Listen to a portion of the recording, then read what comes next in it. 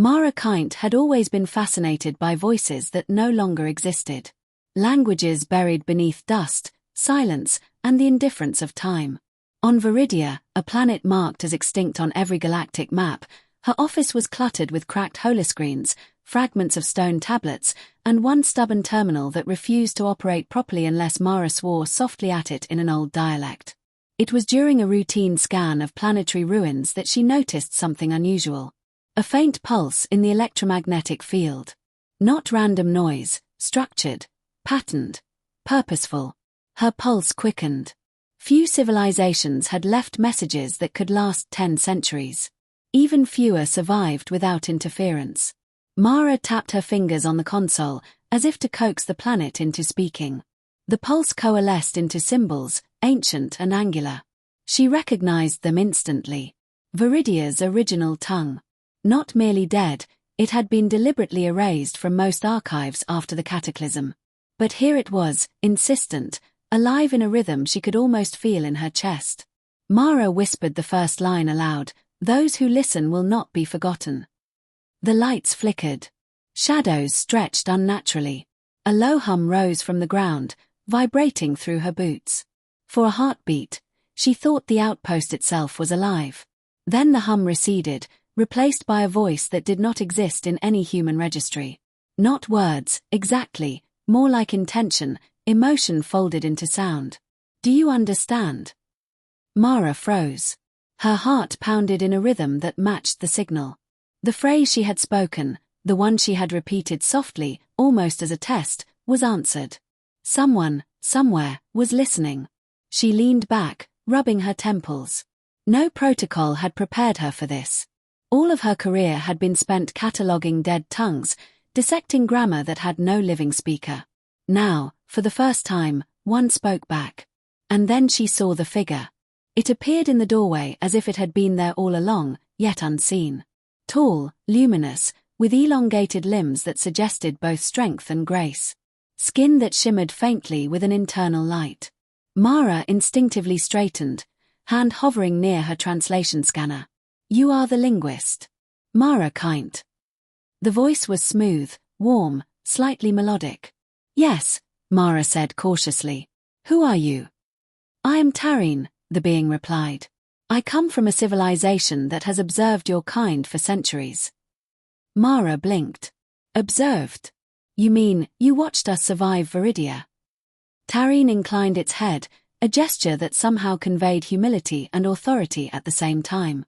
"Long ago, your world was on the brink. Your oceans failed. Your atmosphere decayed. A choice was made.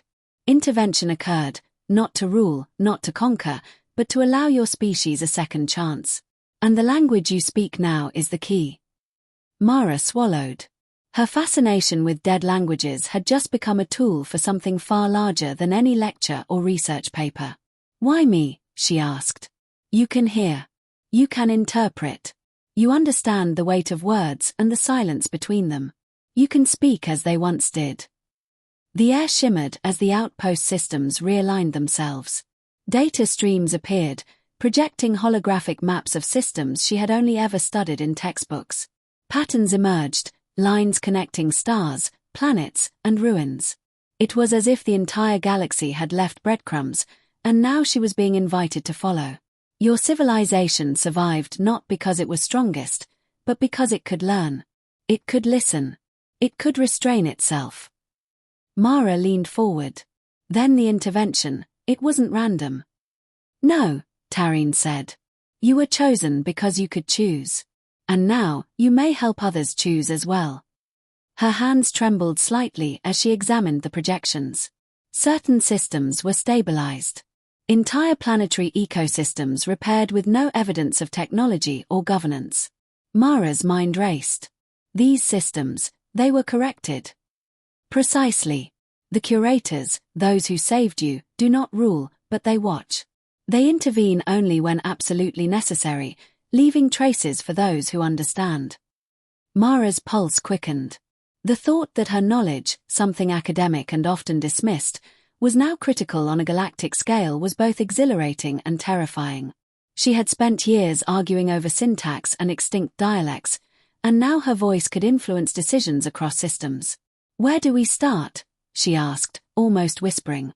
Tareen extended a hand, pointing toward a nearby star system marked by a faint, unusual pulse. "Here. The archives have chosen this waypoint. Speak, and listen." Mara approached the console and repeated a phrase she had studied for months in the oldest Viridian dialect she could remember. "Balance is required for growth." The holographic star map shifted immediately. Lines brightened, data streams adjusted, and dormant satellites began emitting signals as if awakened from centuries of slumber. Tareen's luminous form shimmered in quiet approval. "They were here," Mara breathed. "Yes," Tareen confirmed. "And they are still here, watching, testing, waiting to see what you and your kind will do next." The realization pressed in on her. These curators were not gods offering power, they were judges of choice, observers of restraint, curators of behavior rather than history. Over the next several days, Mara and Tareen traveled through abandoned systems, following the linguistic breadcrumbs. Every time she spoke an ancient phrase aloud, planets realigned, climate stabilized, and constructs long dormant began functioning. It was as if the galaxy itself responded to the cadence of her voice. Mara marveled at the subtlety. "It's not brute force. It's influence," she said one day as they observed a minor asteroid belt stabilize itself with precise, invisible corrections. "Control is simple," Tareen said. "Observation is difficult. And patience is the rarest of all." As they worked, Mara realized something profound. The curators did not need heroes. They needed pairs, bridges, entities who could interpret the silent language of consequence and choice. Alone, her voice might have been ignored. But with Tareen, and perhaps others, she was becoming part of a pattern far larger than herself. Weeks passed. Mara's skills evolved. She could detect subtle anomalies in star systems, interpret fragments of forgotten signals, and anticipate the curator's responses.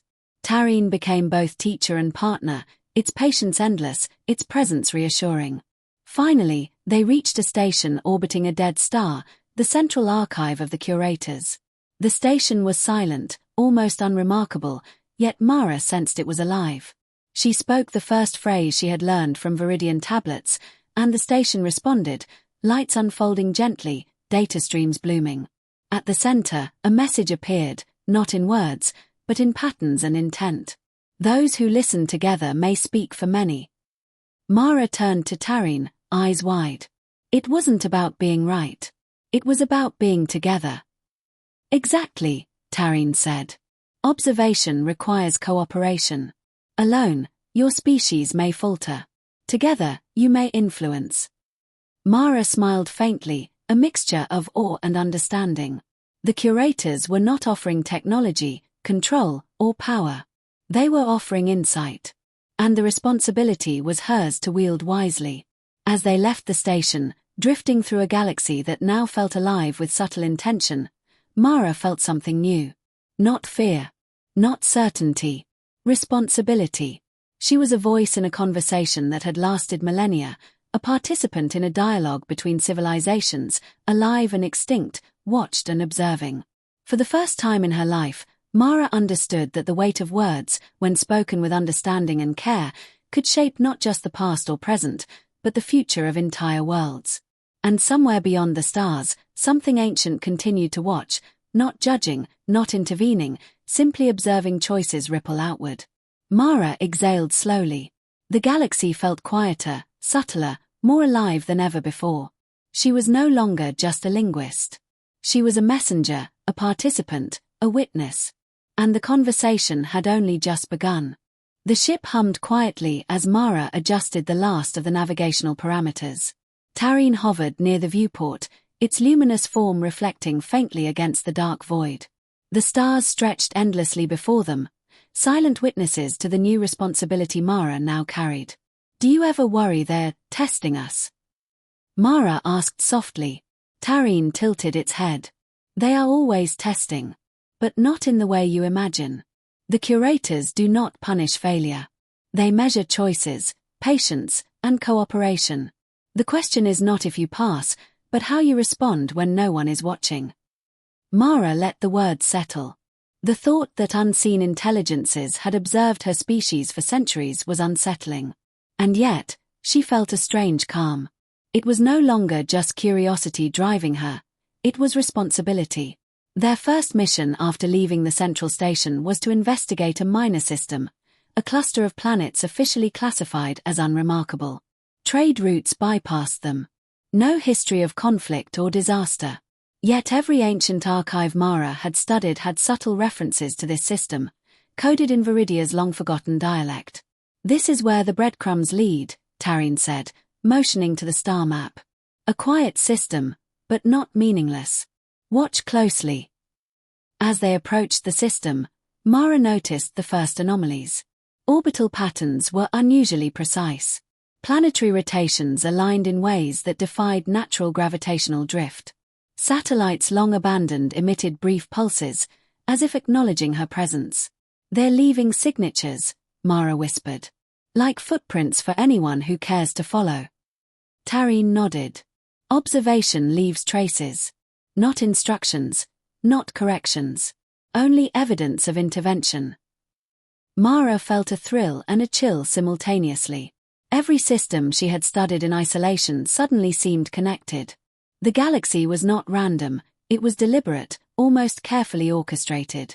And she, a linguist who studied dead languages for fun, was now part of that orchestration. They dropped into orbit around the largest planet in the system, a blue-green world whose surface shimmered faintly with life despite its distance from any major trade routes. Mara's console projected ancient glyphs that appeared embedded in the planet's long-abandoned communications arrays. "Those are Viridian triggers," Mara said. "Patterns embedded in technology, centuries before they could be used. They're instructions, or warnings, for anyone who understands the language." Taryn's eyes glimmered. "And you are listening. That is all that matters." The first step was to access a derelict station orbiting the planet. Mara's hands moved quickly across the console, speaking the language aloud. The station's lights flickered, then stabilized. Airlocks opened as if recognizing her voice. Inside, the station was eerily quiet. Dust floated in gravity-stabilized currents, and long-dead monitors flickered as holographic archives projected faintly in the air. Mara stepped carefully, noting the subtle signs of curator intervention. Corridors aligned in near-perfect symmetry, structural supports unusually precise, systems maintaining themselves despite centuries of neglect. "This is more than surveillance," Mara said. "It's care." Taryn tilted its head. "They do not care in the human sense. They ensure continuity, balance. They observe behavior in the absence of intervention. We must learn from it, not rely on it." Mara followed a trail of glyphs to the control room. A central console displayed a vast data set, historical records, planetary surveys, climate corrections, and more. But it wasn't merely data, it was behavior. Civilizations' choices, recorded in precise detail, their successes and failures catalogued for study. "These are examples," Mara said slowly. "Not instructions. Choices and consequences. Recorded for anyone who can interpret them correctly." "Yes," Taryn said. "They measure restraint, cooperation, decisions that prevent harm without coercion." Mara leaned over the console, tracing patterns with her fingers. Entire societies had been nudged gently away from disaster. Technology had appeared briefly and vanished. Catastrophes had been averted without anyone understanding why. And always, faint traces of the Viridian tongue marked the moments of intervention. "They're still learning from us," Mara said. "From all of us. Not just humans." Taryn's form shimmered. Every civilization that survived has left evidence. Every choice, every restraint, recorded. They do not save the unworthy, they observe and allow those capable of learning to thrive. A soft pulse ran through the station as Mara translated another phrase aloud. The lights shifted, holographic glyphs rearranging to form a message in the language she knew best. "Observe, restrain, grow together." Mara's stomach tightened. The simplicity of the message belied its weight. The curators were not benevolent teachers. They were impartial witnesses. The survival of a species depended not on strength or conquest, but on understanding, cooperation, and restraint. This changes everything, Mara whispered. Tarin's gaze softened, faintly reassuring. It is not change you must fear, but choice. Every system, every civilization is a test, not for punishment, but for growth. We are guides, not saviors. Mara nodded slowly. The implications were immense.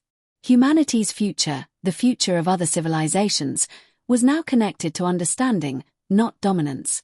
And she was a bridge, a witness, a participant in something larger than herself. Their next stop was an inhabited planet, a civilization struggling to recover from a recent ecological collapse. Mara's console projected glyphs embedded in their communications network, subtle markers left long ago by the curators. This is delicate, Tarin warned. Interference is minimal. We observe. We advise only when necessary. Mara nodded. I understand. We speak, but only as interpreters. We do not impose. The planet's capital city was in chaos. Resources were misallocated, tensions ran high, and decisions made in haste had consequences that threatened millions. Mara and Tarin followed the linguistic breadcrumbs, identifying key leaders, crucial decisions, and moments where restraint could avert disaster. Mara spoke the first phrase aloud, "Balance is stronger than force." The city paused. Communications networks corrected allocation errors subtly. Resource shipments redirected. Conflict de-escalated in ways that seemed almost miraculous. Mara felt a thrill, tempered by unease. The curator's subtle interventions had left her with tools, but the responsibility for their application rested entirely on her and Tarin. They trust you, Tarin said. Not because you are perfect. Because you can listen, understand, and act without arrogance. Mara exhaled slowly. Trust. Responsibility. Choice. The weight pressed down, but she also felt a surge of purpose. This was why she had devoted her life to languages no one spoke. Every fragment, every pattern, every nuance now had meaning. Hours turned into days as they navigated the planet's crisis. Mara coordinated with leaders through coded linguistic cues, subtly guiding decisions without anyone realizing why the outcomes were different.